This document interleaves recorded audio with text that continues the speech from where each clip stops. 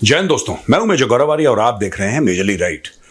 दोस्तों, अडानी ग्रुप और थेल्स, एक फ्रेंच कंपनी है थेल्स, उसका एक टाई अप हुआ है 70 के रॉकेट्स बनाने के लिए। रॉकेट्स किस में काम आएंगे? ये आपने प्रचंड का नाम सुना होगा, लाइट कॉम्बैट हेलीकॉप्टर। ये प्रचंड के काम आएंगे, प्रचंड में लगेंगे, ये रुद्रा में लगेंगे, और हमारे और भी जो गनशिप्स हैं, मैं सिर्फ गनशिप्स के नाम बता रहा हूं, मैं ये नहीं कह रहा उसमें लगेंगे, पर मैं और गनशिप्स के नाम आपको बताना चाहता हूं। जैसे हमारे पास अपाची है, right, and we have the MI-35, right. एक जमाने में MI-25 होता था ऑपरेशन पवन के टाइम पे, मुझे नहीं पता आज they would still be having it, but now they have the MI-35, and all these are gunships that the Indian Armed Forces use at various points in time. तो ये जो अभी एक इनका टाई अप हुआ है और बोला है कि साहब ये जो रॉकेट्स हैं अब इंडिया में बनेंगे। पहले थेल से ले रहे थे ये लोग, यानी कि जिनको भी वो रॉकेट्स चाहिए थे वो थेल्स को पैसा देते थे, थेल्स उनको रॉकेट सप्लाई करता था। 70 रॉकेट्स ये लगाते थे अपने प्लेटफॉर्म्स पे। अब वही बनेंगे इंडिया में। तो इसमें दो ओपिनियन है और आज मैं उन ओपिनियंस के बारे में आपसे बात करूंगा। ठीक है दोस्तों, एक तो ये चीज है कि हाँ भारत में बनेंगे, ये बड़ी बात है, इसमें कोई डाउट नहीं है।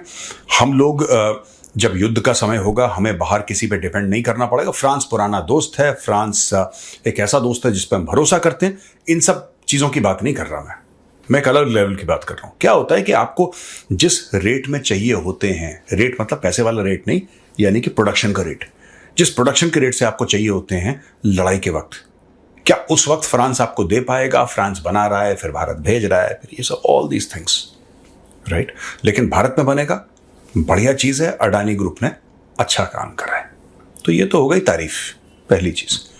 अब हम थोड़ा सा आते हैं, इसका एक नेगेटिव एस्पेक्ट भी है दोस्तों, और मैं ये नहीं कह रहा कि ये नहीं करना चाहिए, मैं I am not saying that, करो बिंदास करो यार, दिल खोल के करो, लेकिन ये समझना है कि लॉन्ग टर्म सोल्यूशन नहीं है। अडानी ने टाई अप करा किसी के साथ, टाटा ने टाई अप करा किसी के साथ, किसी ने टाई अप करा किसी के साथ। अब Bharat is faced by a two front situation, एक तरफ पाकिस्तान, एक तरफ चाइना, ठीक है। और पाकिस्तान कितना भी मरा हो, कितना भी ज्यादा मरा हो, चाइनीज उसमें जान फूंक फूंक के उसको ऐसा तो कर देंगे कि जब भारत की पीठ पाकिस्तान की ओर होगी और भारत देख रहा होगा चाइना की ओर और चाइना से जूझ रहा होगा, उस समय पाकिस्तान कुछ हरकत भारत में कर सकता है। So you have to be prepared. अब मैं क्यों कह रहा हूं? मैं ये भी कह रहा हूं अच्छी चीज है, लेकिन ये लॉन्ग टर्म नहीं है। This is what I want to say, और ये मेरा पर्सनल पॉइंट ऑफ व्यू है। बड़े सारे एक्सपर्ट्स हो सकता है मुझसे डिसएग्री करें, बोले यार मेजर नहीं, what you are saying is wrong, could be my point of view. मेरा पॉइंट ऑफ व्यू ये है दोस्तों कि जब हम बात करते हैं ना बड़े बड़े प्लेटफॉर्म, ये थेल्स को देख लो यार, इसका R&D का बजट देखना, कभी इनका जो रिसर्च एंड डेवलपमेंट का बजट है वो निकाल के देखना, इनके टोटल बजट का कितना हिस्सा है।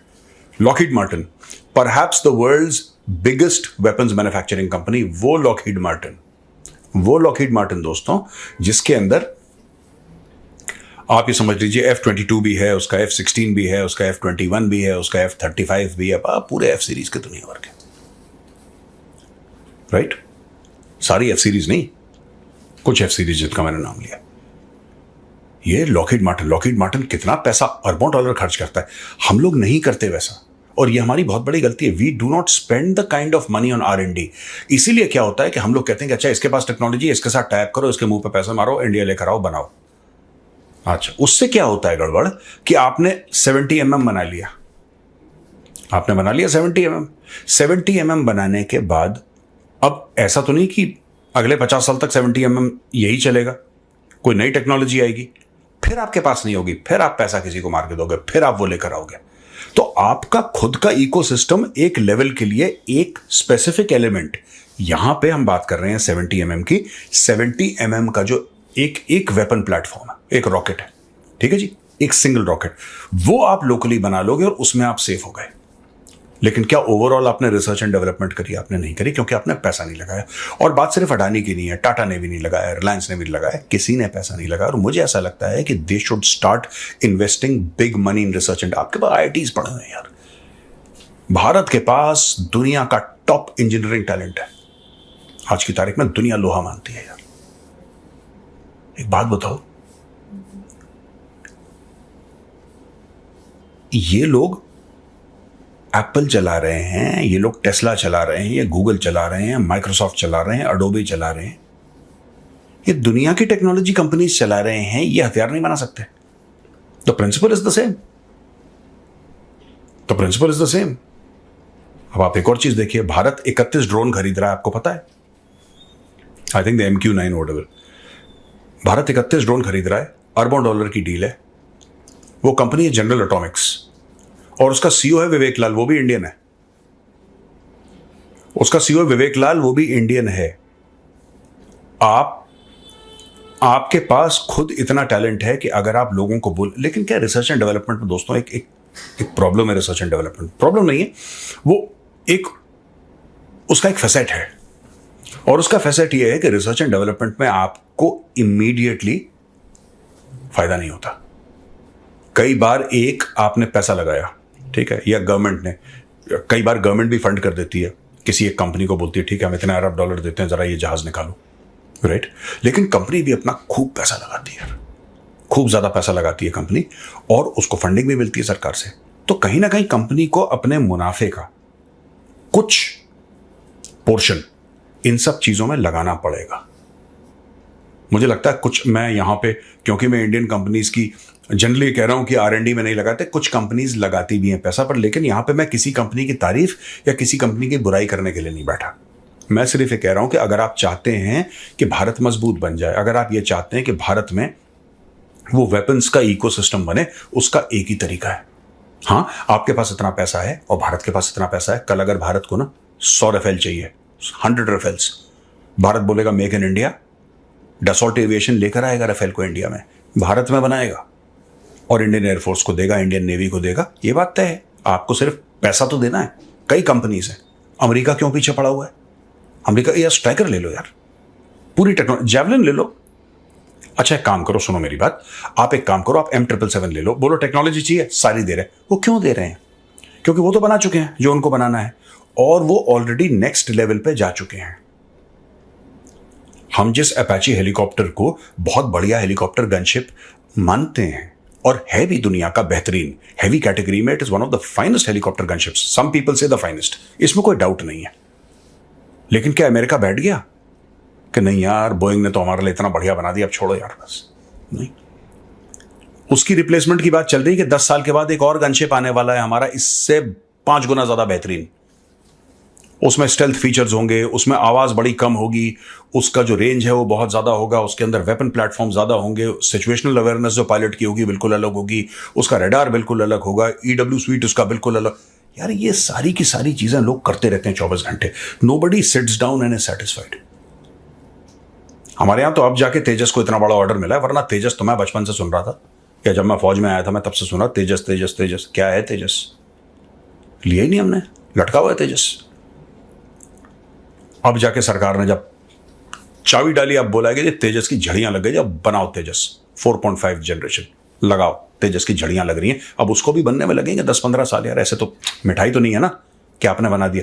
मेरा कहने का ये मतलब है कि unless India invests, Indian companies start having the research and development mindset, ये लोग कभी तरक्की नहीं कर पाएंगे ग्लोबल। अगर आपको, जैसे कि लोग कहते हैं कि India is an alternate to China for manufacturing, अब ये बात होने लगी है क्योंकि भारत ने अपनी चीजें बनाई यहाँ पे, आर्टिलरी के शेल शायद इजराइल को दिए होंगे, किसी को दिए होंगे, XYZ, राइट? वो देने भी चाहिए। आपका प्लेटफॉर्म है, आप जरूर दीजिए, आपके पास वेपन सिस्टम है, आप बिल्कुल दीजिए।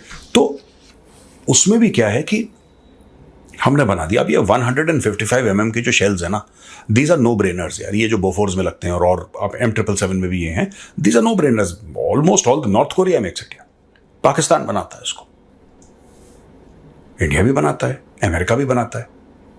सो जिस टेक्नोलॉजी की दोस्तों मैं बात कर रहा हूं, मैं कॉन्ग्रेचुलेट करता हूं इंडियन कंपनीज को जो टेक्नोलॉजी बाहर से भारत ला रही हैं, अच्छा कदम है। मैं उस चीज के लिए इनको क्रिटिसाइज नहीं कर रहा हूं, तो आप उस एंगल से गलत मत लीजिएगा कि यार मेजर आप तो ये कह रहे हैं कि गलत है, आखिर चलो इंडिया में तो बन रहा है, ये बहुत बड़ी बात है। मैं कॉन्ग्रेचुलेट करता हूं, थेल्स की टेक्नोलॉजी यहां पे लेकर आए, यहां बनाएंगे। लेकिन अडानी ग्रुप कोई छोटा ग्रुप नहीं है, it's a massive group. Tata कोई छोटा ग्रुप नहीं है, it's a humongous group. Reliance है, महिंद्रा है, भारत फोर्ज है, ये बड़ी बड़ी कंपनियां हैं, ये छोटी कंपनियां नहीं, these are massive companies. And I think L&T है, सारी की सारी कंपनीज अब डिफेंस की फील्ड में उतर गई हैं और मुझे ऐसा लगता है कि एक तरफ आप बाहर से टेक्नोलॉजी लेकर भारत आ रहे हो और आप कह रहे हो कि हम भारत में बनाएंगे, मेक इन इंडिया, आत्मनिर्भर Bharat. Very good, very good, very good. First step. Second step, ठीक है जी, हमारा जो बजट है इस साल, कोई एक्स कंपनी कहती है कि हम $3 अरब या $5 अरब सिर्फ और सिर्फ रिसर्च एंड डेवलपमेंट में लगाएंगे। कंपनियां करती भी हैं भारत में, ऐसी बात नहीं कि नहीं करती, लेकिन और करने की आवश्यकता है। L&T डिफेंस कोई चेयर उठा ले किसी आईआईटी में, किसी भी आईआईटी में एक चेयर उठा ले डिफेंस के नाम पे, choose 1 or 2 IITs, just fund it. ये लॉन्ग टर्म आपको बड़ा फायदा देगा। जैसे फार्मा में होता है ना, फार्मा कंपनीज में क्या होता है कि फार्मा कंपनीज में रिसर्च एंड डेवलपमेंट चल रही है, लोग बैठे हैं लेबोरेटरी में काम कर रहे हैं, 5-5, 10-10 साल काम कर रहे हैं, कुछ पता ही नहीं लग रहा, वो साइंटिस्ट अपने काम कर रहे हैं, फिर एक टैबलेट निकालते हैं, खर्च कितना हुआ पता लगा, $2 अरब खर्च हो गए, कमाई कितनी हुई, $20 अरब कमा लिया कंपनी ने। ये वेपन्स में भी होता है, आप लगे रहेंगे, कई फेलियर मिलेंगे। इसी तरीके से हमें इस चीज को आगे बढ़ाना है दोस्तों।